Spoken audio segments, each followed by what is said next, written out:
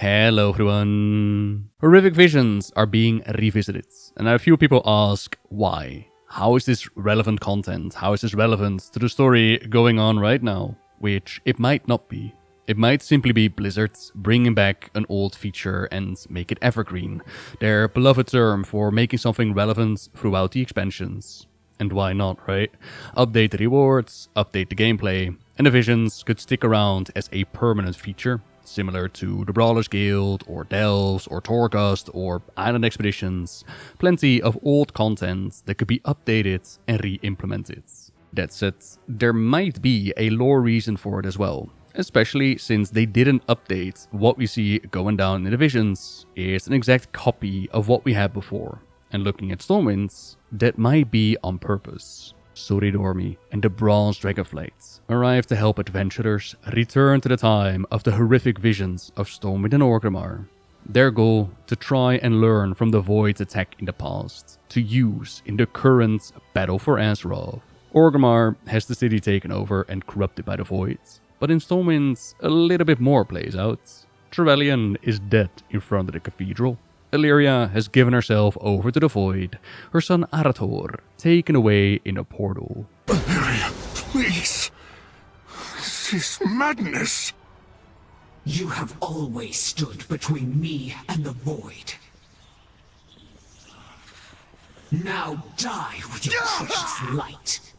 How could I have ever loved someone so weak? Let us hope Arator did not inherit your cowardice.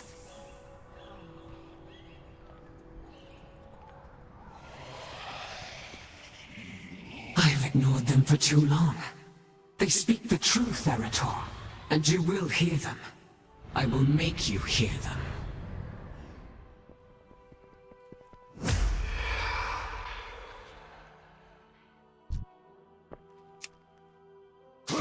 And it will not save you! Alleria has been a massive target of the Void, of Xal'atath, pushing just the right buttons to try and make her fall over. Make her dive deep into the madness of the shadow and surrender herself to the whispers. So far, Alleria has been able to hold her ground and become one of the more powerful Void wielders that we have due to her anchors, her loved ones, Trevelyan and Arator amongst them. But what would happen to Alleria if one of those anchors fell away? For example, what would happen if Trevelyan would die? His son Arator, all the way back in the Burning Crusade, did have visions about that. I was only an infant when my father was deployed to this wasteland. All that I have ever known of him is what others have told me. Do your dreams change? Mine do not. I have one dream. A crimson skyline envelops me, as legion numbering beyond comprehension battle in the distance. I kneel before the body of a man, presumably my father, and weep. As he is gasping for air, his body wholly crushed, he whispers something. Despite every effort, I am unable to hear what he's trying to tell me. And wouldn't you know it, there is a book coming up. World of Warcraft Blood Ties by Christie Golden, coming November 18th, 2025. An original prequel novel to the highly anticipated World of Warcraft Midnight Game expansion, the second chapter in the World Soul saga. Written by revered WoW author Christie Golden, this novel chronicles the journey of Arator the Redeemer, son of High Exarch Trevelyan and the legendary Alleria Windrunner, as he embarks on a journey investigating rumors of a strange glow emanating from the ruins of a long-abandoned Legion base, which leads him to uncover more about himself, his parents, and their heroic legacy. Arator the Redeemer was born to heroism, the son of High Exarch Trevelyan and the legendary Alleria Windrunner. Arator has long borne the weight and expectations of their legacy, a legacy he inherited as a babe, the day his parents disappeared through the Dark Portal. Alleria and Trevelyan's journey took them farther afield than they'd intended. While their absence spanned mere decades on Azeroth, the heroes experienced 1,000 years at war against the Burning Legion, a demonic army seeking the destruction of all worlds. When at last they reunited with their son, Arator was a man grown, pledged to the very order of paladins for which they had once fought. The Legion fell quickly in the decisive final battle, yet the millennium of distance between the family was less easily conquered. Now, on the other side of recent events in Kesogar, Arator embarks on a new journey, investigating rumors of a strange glow emanating from the ruins of a long-abandoned Legion base. Trellian and Alleria volunteer to assist, eager to eliminate their ancient enemy before it can threaten their world anew. As the family delves further into the mystery, Arator works to reconcile his parents' heroic legacy with the flawed people that he has come to know.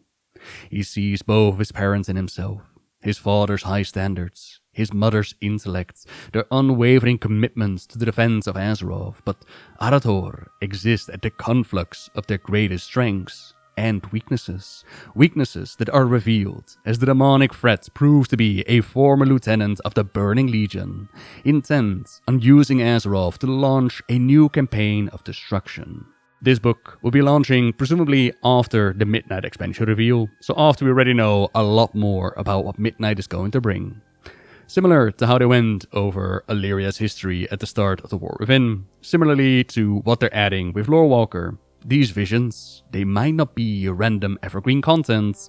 Perhaps it is also intended to remind everyone, or in some cases introduce everyone, to the visions shown back then. What will happen on their family outing?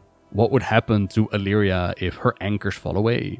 She once went to the Sunwell and accidentally unleashed a whole bunch of void power. What would happen if she went back there on purpose?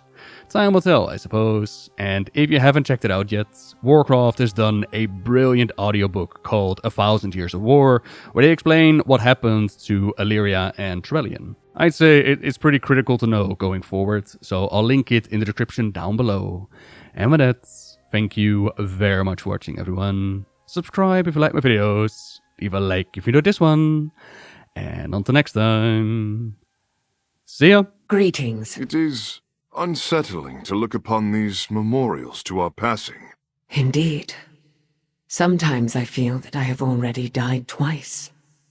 Once, when we were presumed lost on Draenor, and again when gripped by the shadow of the fallen Naru. Perhaps death is the true legacy of the Windrunners. You're anxious. You hide it well. But I know you. Like no other, my love. At the hour of her third death, she ushers in our coming.